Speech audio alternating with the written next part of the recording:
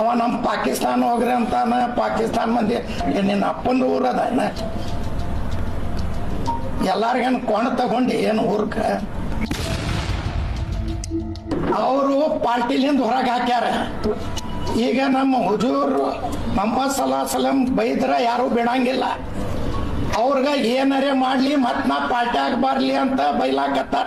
ಇದು ಮತ್ತೊಮ್ಮೆ ಹೇಳಿಕತ್ತೀವಿ, ನಿಮ್ಮ ಮನೆ ತನ ನಾವು ಬರ್ತೀವಿ.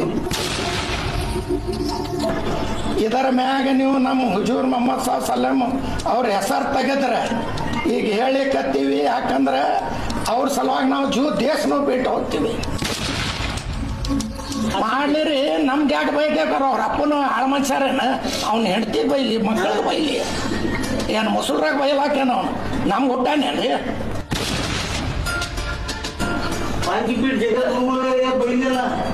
ಎಲ್ಲ ಪಂಚಮಶಾಲಿ ಬೈತಾರೆ, ಸ್ವಾಮಿಗಳ ಬೈತಾರೆ. ಏನು ಅವ್ನ ಅಪ್ಪನ ಏನು MLA ಆದ್ರ ಅಪ್ಪನ ಮನೆಯಿಂದ ಆಸ್ತಿ ಯಾರು ಬೇಕಾದ ಬೈಲಿ? ನಮ್ಮ ಸಮಾಜ ನಮ್ಮ ಮೊಹಮ್ಮದ್ ಸಲಾಂ ಬೈದ ಅವನ ಅಪ್ಪನ ಮನೆಯಿಂದ ಅವ ಎಲ್ಲಿ ಹೋಗ್ತಾನೆ, ಎಲ್ಲಿ ಮಾಡ್ಯಾನ ಅದು ನೋಡ್ಲಿ.